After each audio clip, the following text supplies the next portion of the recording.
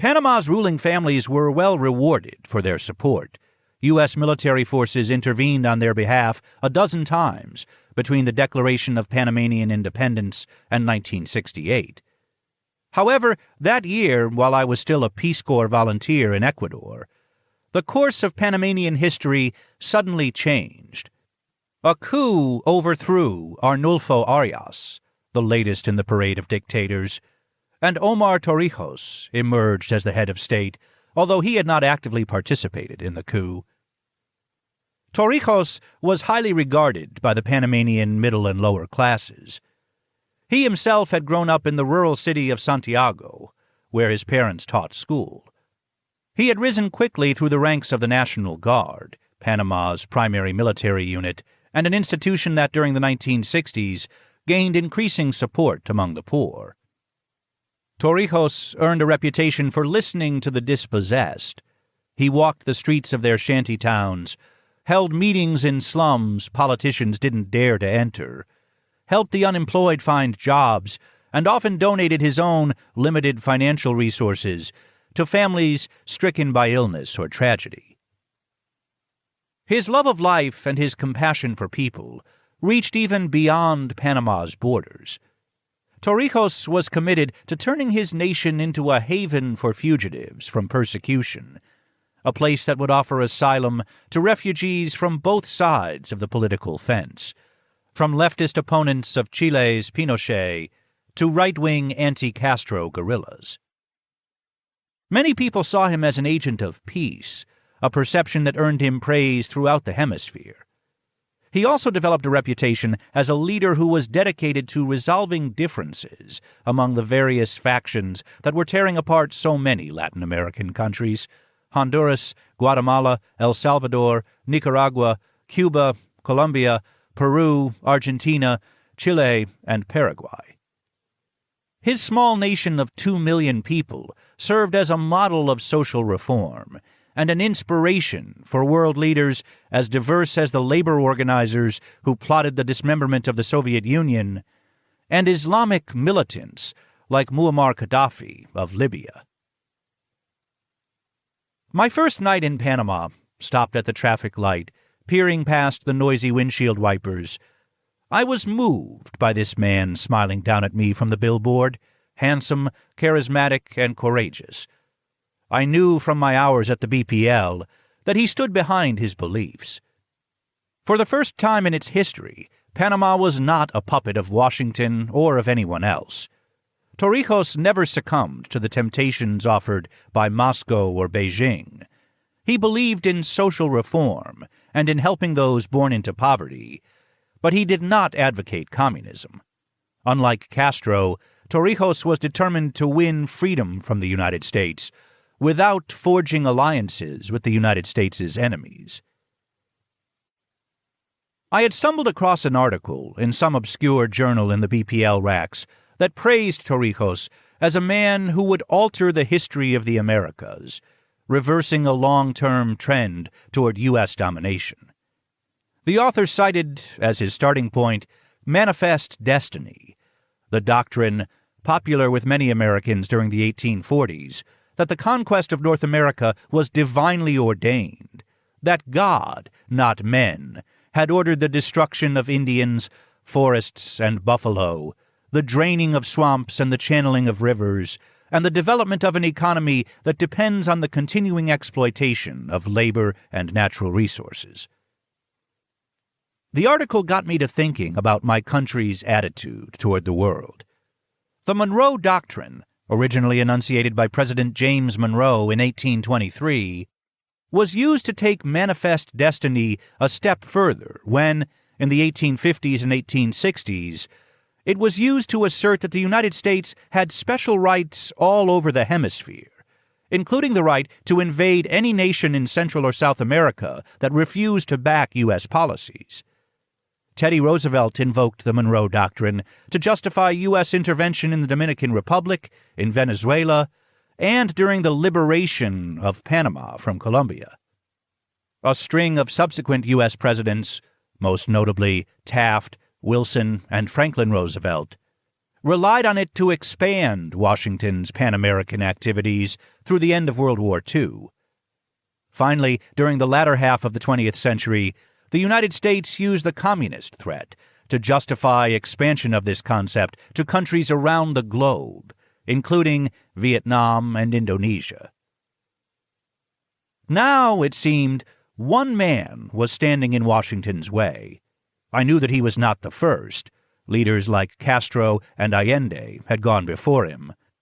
But Torrijos alone was doing it outside the realm of communist ideology, and without claiming that his movement was a revolution. He was simply saying that Panama had its own rights, to sovereignty over its people, its lands, and a waterway that bisected it, and that these rights were as valid and as divinely bestowed as any enjoyed by the United States. Torrijos also objected to the School of the Americas and to the U.S. Southern Command's Tropical Warfare Training Center, both located in the Canal Zone. For years, the United States Armed Forces had invited Latin American dictators and presidents to send their sons and military leaders to these facilities, the largest and best equipped outside North America. There, they learned interrogation and covert operational skills, as well as military tactics that they would use to fight communism and to protect their own assets and those of the oil companies and other private corporations. They also had opportunities to bond with the United States' top brass. These facilities were hated by Latin Americans, except for the few wealthy ones who benefited from them. They were known to provide schooling for right-wing death squads and the torturers who had turned so many nations into totalitarian regimes. Torrijos made it clear that he did not want training centers located in Panama, and that he considered the Canal Zone to be included within his borders. Seeing the handsome general on the billboard and reading the caption beneath his face, "Omar's ideal is freedom. The missile is not invented that can kill an ideal," I felt a shiver run down my spine. I had a premonition that the story of Panama in the 20th century was far from over, and that Torrijos was in for a difficult and perhaps even tragic time. The tropical storm battered against the windshield. The traffic light turned green, and the driver honked his horn at the car ahead of us. I thought about my own position. I had been sent to Panama to close the deal on what would become Maine's first truly comprehensive master development plan. This plan would create a justification for World Bank, Inter-American Development Bank, and U.S. aid investment of billions of dollars in the energy, transportation, and agricultural sectors of this tiny and very crucial country. It was, of course, a subterfuge, a means of making Panama forever indebted, and thereby returning it to its puppet status. As the taxi started to move through the night, a paroxysm of guilt flashed through me, but I suppressed it. What did I care? I had taken the plunge in Java, sold my soul, and now I could create my opportunity of a lifetime. I could become rich, famous, and powerful in one blow. Chapter 11. Pirates in the Canal Zone. The next day, the Panamanian government sent a man to show me around. His name was Fidel, and I was immediately drawn to him. He was tall and slim and took an obvious pride in his country. His great-great-grandfather had fought beside Bolivar to win independence from Spain.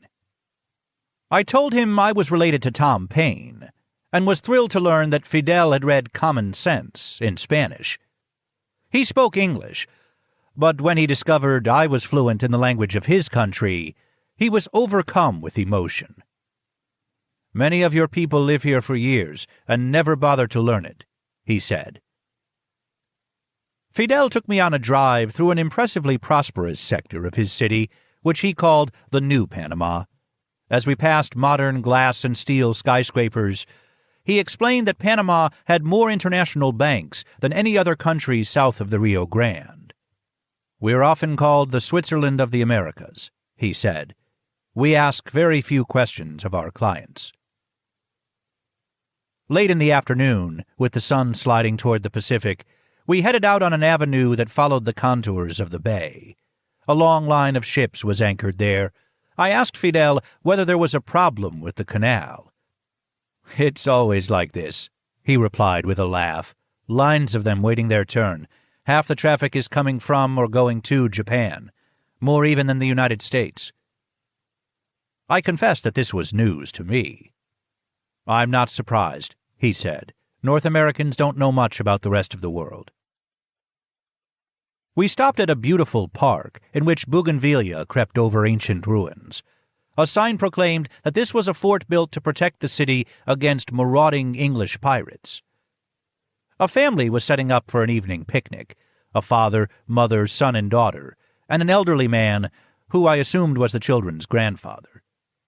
I felt a sudden longing for the tranquility that seemed to embrace these 5 people. As we passed them, the couple smiled, waved, and greeted us in English. I asked if they were tourists, and they laughed. The man came over to us. "I'm 3rd generation in the Canal Zone," he explained proudly. "My granddad came 3 years after it was created. He drove one of the mules, the tractors that hauled ships through the locks." He pointed at the elderly man, who was preoccupied helping the children set the picnic table. "My dad was an engineer, and I've followed in his footsteps." The woman had returned to helping her father-in-law and children. Beyond them, the sun dipped into the blue water. It was a scene of idyllic beauty, reminiscent of a Monet painting. I asked the man if they were U.S. citizens. He looked at me incredulously.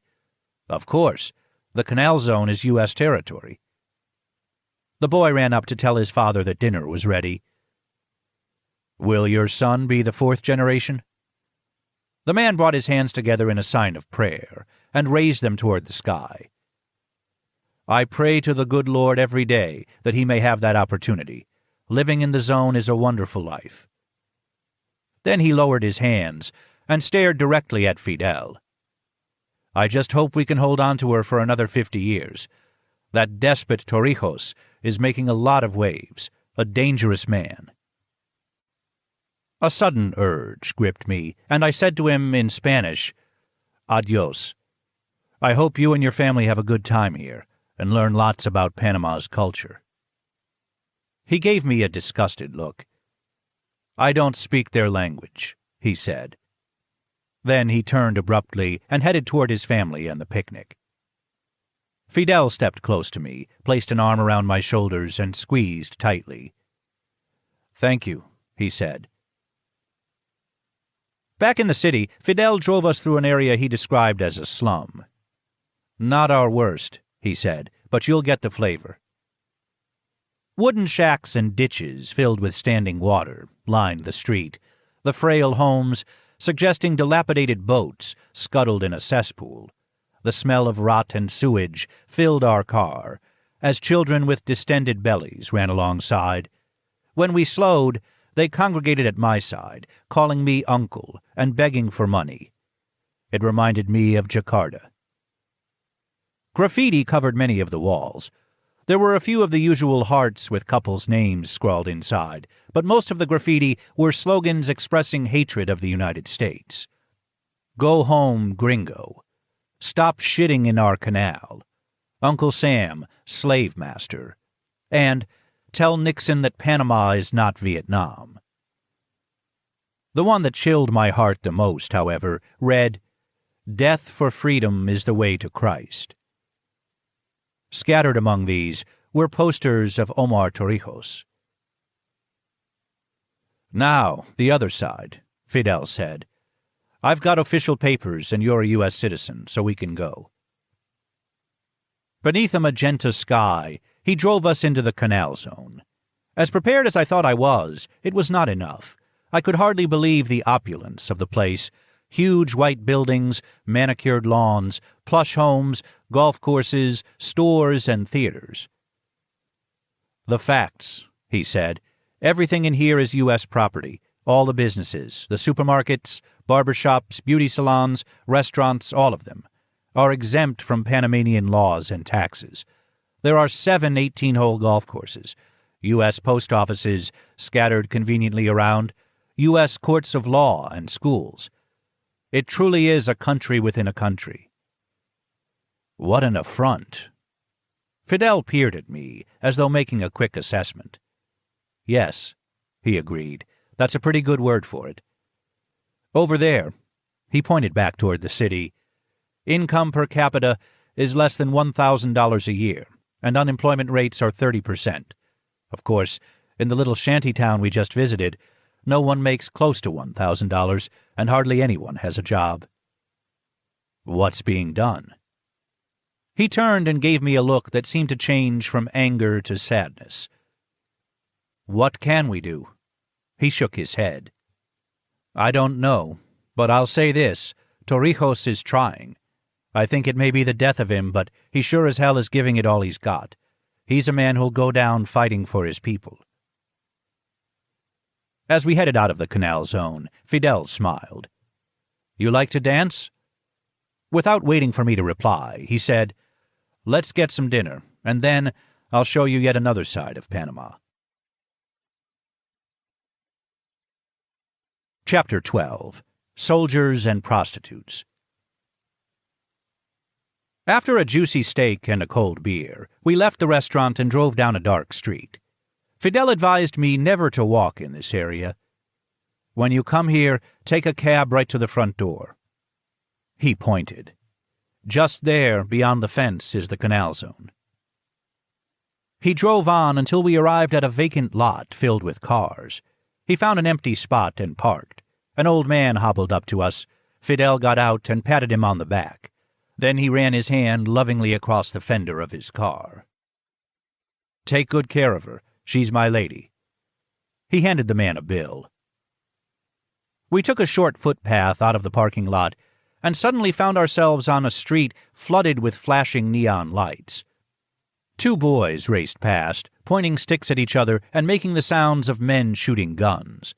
One slammed into Fidel's legs, his head reaching barely as high as Fidel's thigh. The little boy stopped and stood back. I'm sorry, sir, he gasped in Spanish. Fidel placed both his hands on the boy's shoulders. No harm done, my man, he said, but tell me, what were you and your friend shooting at? The other boy came up to us. He placed his arm protectively around the first. My brother, he explained. We're sorry. It's okay. Fidel chuckled gently. He didn't hurt me. I just asked him what you guys were shooting at. I think I used to play the same game. The brothers glanced at each other. The older one smiled. He's the gringo general at the canal zone. He tried to rape our mother, and I'm sending him packing, back to where he belongs. Fidel stole a look at me. Where does he belong? At home in the United States.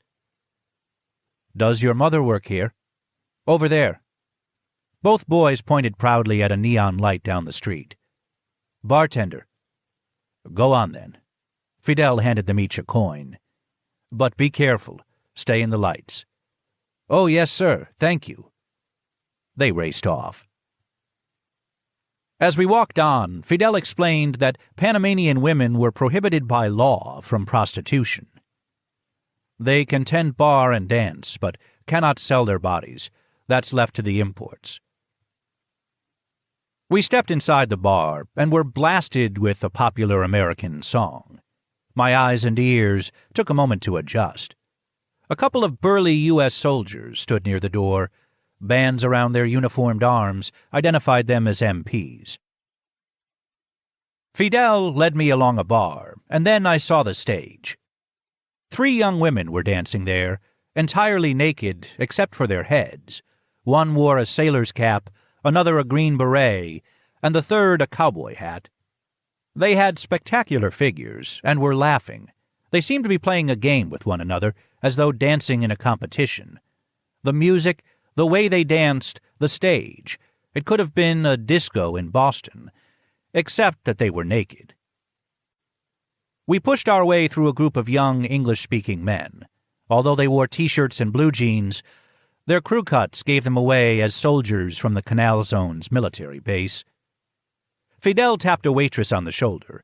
She turned, let out a scream of delight, and threw her arms around him.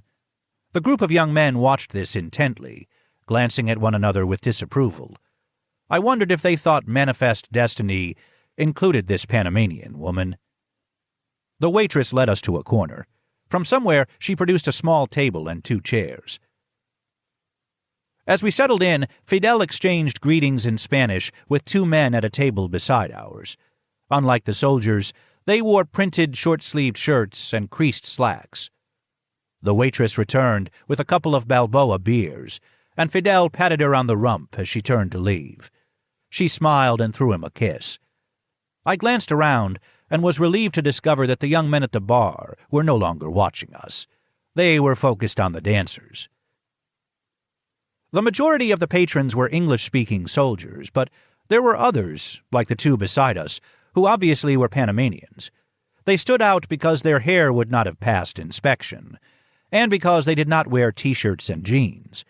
A few of them sat at tables, others leaned against the walls.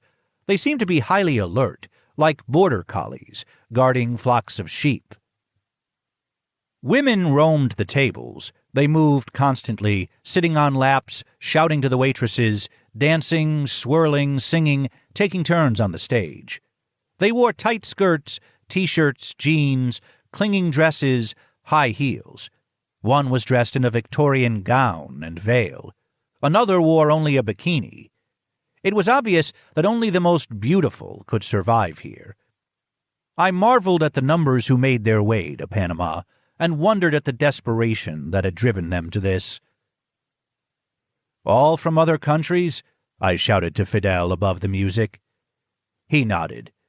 "Except," he pointed at the waitresses, "they're Panamanian." "What countries?" "Honduras, El Salvador, Nicaragua, and Guatemala." "Neighbors." "Not entirely. Costa Rica and Colombia are our closest neighbors." The waitress who had led us to this table came and sat on Fidel's knee. He gently rubbed her back. "Clarissa," he said, "please tell my North American friend why they left their countries." He nodded his head in the direction of the stage. 3 new girls were accepting the hats from the others, who jumped down and started dressing. The music switched to salsa, and as the newcomers danced, they shed their clothes to the rhythm. Clarissa held out her right hand. "I'm pleased to meet you," she said. Then she stood up and reached for our empty bottles.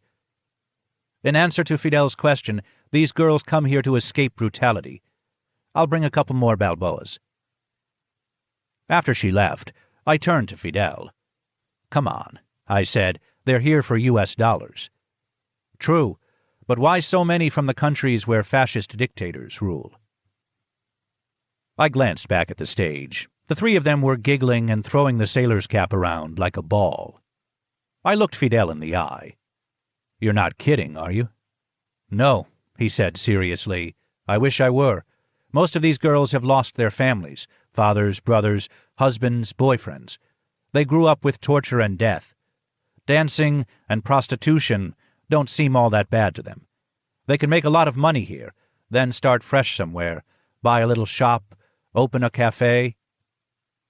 He was interrupted by a commotion near the bar. I saw a waitress swing her fist at one of the soldiers, who caught her hand and begun to twist her wrist. She screamed and fell to her knee.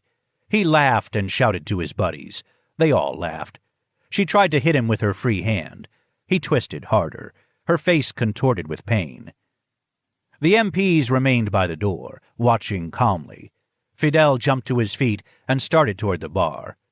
One of the men at the table next to ours held out a hand to stop him. "Tranquilo, hermano," he said. "Be calm, brother. Enrique has control." A tall, slim Panamanian came out of the shadows near the stage. He moved like a cat and was upon the soldier in an instant. One hand encircled the man's throat, while the other doused him in the face with a glass of water. The waitress slipped away. Several of the Panamanians who had been lounging against the walls formed a protective semicircle around the tall bouncer. He lifted the soldier against the bar and said something I couldn't hear. Then he raised his voice and spoke slowly in English, loudly enough for everyone in the still room to hear over the music. "The waitresses are off limits to you guys, and you don't touch the others until after you pay them." The two MPs finally swung into action. They approached the cluster of Panamanians. "We'll take it from here, Enrique," they said. The bouncer lowered the soldier to the floor and gave his neck a final squeeze, forcing the other's head back and eliciting a cry of pain. "Do you understand me?" There was a feeble groan. "Good." He pushed the soldier at the two MPs. "Get him out of here." Chapter 13. Conversations with the General. The invitation was completely unexpected. One morning during that same 1972 visit, I was sitting in an office I had been given at the Instituto de Recursos Hidráulicos y Electrificación, Panama's government-owned electric utility company.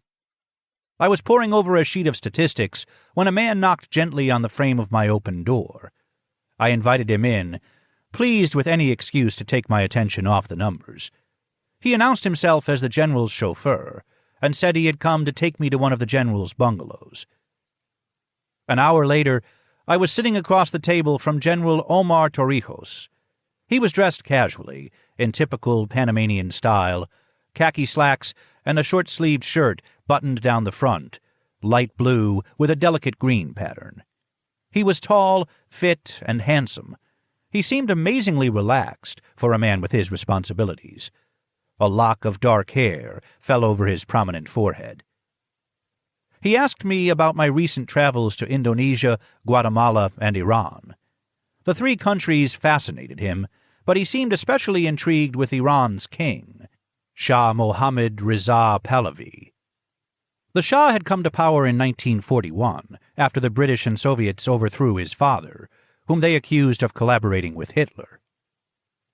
"Can you imagine," Torrijos asked, "being part of a plot to dethrone your own father?" Panama's head of state knew a good deal about the history of this far-off land. We talked about how the tables were turned on the Shah in 1951, and how his own premier, Mohammad Mossadegh, forced him into exile. Torrijos knew, as did most of the world, that it had been the CIA that labeled the premier a communist, and that stepped in to restore the Shah to power. However, he did not know, or at least did not mention, the parts Claudine had shared with me, about Kermit Roosevelt's brilliant maneuvers, and the fact that this had been the beginning of a new era in imperialism, the match that had ignited the global empire conflagration. After the Shah was reinstated, Torrijos continued, he launched a series of revolutionary programs aimed at developing the industrial sector and bringing Iran into the modern era. I asked him how he happened to know so much about Iran. "I make it my point," he said. "I don't think too highly of the Shah's politics, his willingness to overthrow his own father and become a CIA puppet. But it looks as though he's doing good things for his country. Perhaps I can learn something from him, if he survives." "You think he won't? He has powerful enemies, and some of the world's best bodyguards." Torrijos gave me a sardonic look. "His secret police, Savak, have the reputation of being ruthless thugs. That doesn't win many friends. He won't last much longer." He paused, then rolled his eyes. "Bodyguards? I have a few myself." He waved at the door. "You think they'll save my life if your country decides to get rid of me?" I asked whether he truly saw that as a possibility. He raised his eyebrows in a manner that made me feel foolish for asking such a question. "We have the canal. That's a lot bigger than Arbain's and United Fruit." I had researched Guatemala, and I understood Torrijos's meaning. United Fruit Company had been that country's political equivalent of Panama's canal. Founded in the late 1800s, United Fruit soon grew into one of the most powerful forces in Central America. During the early 1950s, reform candidate Jacobo Arbenz was elected president of Guatemala in an election hailed all over the hemisphere as a model of the democratic process. At the time, less than 3% of Guatemalans owned 70% of the land. Arbenz promised to help the poor dig their way out of starvation, and after his election, he implemented a comprehensive land reform program. The poor and middle classes throughout Latin America applauded Arbenz, Torrijos said. Personally, he was one of my heroes. But we also held our breath. We knew that United Fruit opposed these measures, since they were one of the largest and most oppressive landholders in Guatemala. They also owned big plantations in Colombia, Costa Rica, Cuba, Jamaica, Nicaragua, Santo Domingo, and here in Panama. They couldn't afford to let Arbenz give the rest of us ideas. I knew the rest. United Fruit had launched a major public relations campaign in the United States, aimed at convincing the American public and Congress that Arbenz was part of a Russian plot and that Guatemala was a Soviet satellite. In 1954, the CIA orchestrated a coup. American pilots bombed Guatemala City, and the democratically elected Arbenz was overthrown, replaced by Colonel Carlos Castillo Armas, a ruthless right-wing dictator.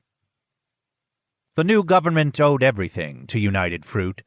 By way of thanks, the government reversed the land reform process, abolished taxes on the interest and dividends paid to foreign investors, eliminated the secret ballot, and jailed thousands of its critics. Anyone who dared to speak out against Castillo was persecuted. Historians trace the violence and terrorism that plagued Guatemala for most of the rest of the century to the not-so-secret alliance between United Fruit, the CIA, and the Guatemalan army under its colonel-dictator. Arbenz was assassinated, Torrijos continued. Political and character assassination. He paused and frowned. How could your people swallow that CIA rubbish? I won't go so easily. The military here are my people. Political assassination won't do. He smiled. The CIA itself will have to kill me. We sat in silence for a few moments, each lost in his own thoughts. Torrijos was the first to speak. Do you know who owns United Fruit? He asked. Zapata Oil, George Bush's company, our UN ambassador. A man with ambitions. He leaned forward and lowered his voice. And now I'm up against his cronies at Bechtel. This startled me. Bechtel was the world's most powerful engineering firm and a frequent collaborator on projects with Maine. In the case of Panama's master plan, I had assumed that they were one of our major competitors. What do you mean? We've been considering building a new canal, a sea-level one, without locks. It can handle bigger ships. The Japanese may be interested in financing it. They're the canal's biggest clients. Exactly. Of course, if they provide the money, they will do the construction. It struck me. Bechtel will be out in the cold. The biggest construction job in recent history. He paused. Bechtel's president is George Shultz, Nixon's Secretary of the Treasury. You can imagine the clout he's got, and a notorious temper. Bechtel's loaded with Nixon, Ford, and Bush cronies.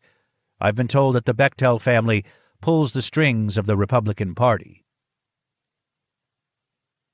This conversation left me feeling very uncomfortable. I was one of the people who perpetuated the system he so despised, and I was certain he knew it. My job of convincing him to accept international loans in exchange for hiring U.S. engineering and construction firms appeared to have hit a mammoth wall. I decided to confront him head-on. General, I asked, why did you invite me here? He glanced at his watch and smiled. Yes, time to get down to our own business. Panama needs your help. I need your help. I was stunned. My help? What can I do for you? We will take back the canal, but that's not enough. He relaxed into his chair. We must also serve as a model. We must show that we care about our poor, and we must demonstrate beyond any doubt that our determination to win our independence is not dictated by Russia, China, or Cuba. We must prove to the world that Panama is a reasonable country, that we stand not against the United States, but for the rights of the poor. He crossed one leg over the other.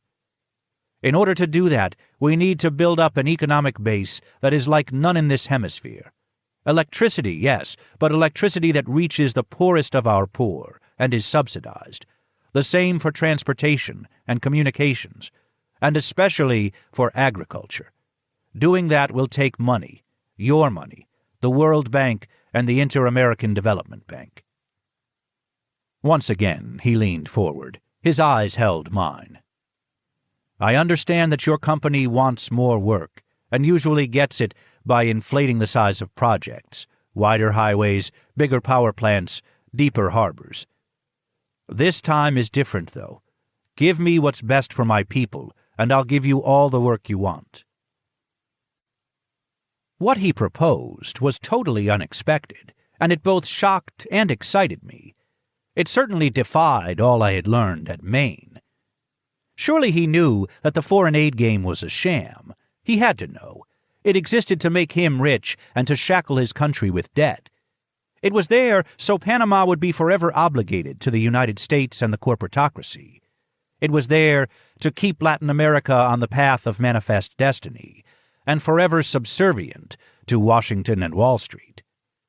I was certain that he knew that the system was based on the assumption that all men in power are corruptible, and that his decision not to use it for his personal benefit would be seen as a threat, a new form of domino that might start a chain reaction and eventually topple the entire system.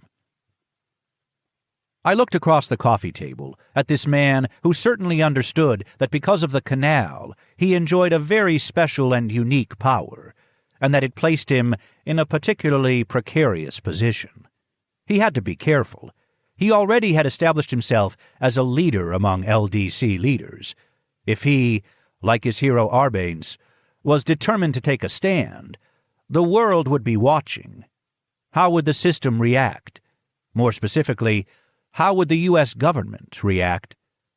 Latin American history was littered with dead heroes. I also knew I was looking at a man who challenged all the justifications I had formulated for my own actions. This man certainly had his share of personal flaws, but he was no pirate, no Henry Morgan or Francis Drake, those swashbuckling adventurers who used letters of marque from English kings as a cloak to legitimize piracy. The picture on the billboard had not been your typical political deception. Omar's ideal is freedom. The missile is not invented that can kill an ideal. Hadn't Tom Paine penned something similar? It made me wonder, though. Perhaps ideals do not die, but what about the men behind them? Che, Arbanes, Allende. And it raised another question. How would I respond if Torrijos were thrust into the role of martyr? By the time I left him, we both understood that Maine would get the contract for the master plan, and that I would see to it that we did Torrijos's bidding. Chapter 14. Entering a New and Sinister Period in Economic History. As chief economist, I not only was in charge of a department at Maine and responsible for the studies we carried out around the globe, but I also was expected to be conversant with current economic trends and theories. The early 1970s were a time of major shifts in international economics. During the 1960s, a group of countries had formed OPEC, the cartel of oil-producing nations, largely in response to the power of the big refining companies. Iran was also a major factor, even though the Shah owed his position and possibly his life to the United States' clandestine intervention during the Mossadegh struggle, or perhaps because of that fact. The Shah was acutely aware that the tables could be turned on him at any time. The heads of state of other petroleum-rich nations shared this awareness and the paranoia that accompanied it. They also knew that the major international oil companies, known as the Seven Sisters, were collaborating to hold down petroleum prices and thus the revenues they paid to the producing countries as a means of reaping their own windfall profits. OPEC was organized in order to strike back. This all came to a head in the early 1970s, when OPEC brought the industrial giants to their knees. A series of concerted actions, ending with a 1973 oil embargo, symbolized by long lines at U.S. gas stations, threatened to bring on an economic catastrophe rivaling the Great Depression. It was a systemic shock to the developed world economy, and of a magnitude that few people could begin to comprehend. The oil crisis could not have come at a worse time for the United States. It was a confused nation, full of fear and self-doubt, reeling from a humiliating war in Vietnam and a president who was about to resign. Nixon's problems were not limited to Southeast Asia and Watergate. He had stepped up to the plate during an era that, in retrospect, would be understood as the threshold of a new epoch in world politics and economics. In those days, it seemed that the little guys, including the OPEC countries, were getting the upper hand. I was fascinated by world events. My bread was buttered by the corporatocracy, yet some secret side of me enjoyed watching my masters being put in their places. I suppose it assuaged my guilt a bit. I saw the shadow of Thomas Paine, standing on the sidelines, cheering OPEC on. None of us could have been aware of the full impact of the embargo at the time it was happening. We certainly had our theories, but we could not understand what has since become clear. In hindsight, we know that economic growth rates after the oil crisis were about half those prevailing in the 1950s and 1960s, and that they have taken place against much greater inflationary pressure. The growth that did occur was structurally different and did not create nearly as many jobs, so unemployment soared. To top it all off, the international monetary system took a blow. The network of fixed exchange rates, which had prevailed since the end of World War II, essentially collapsed.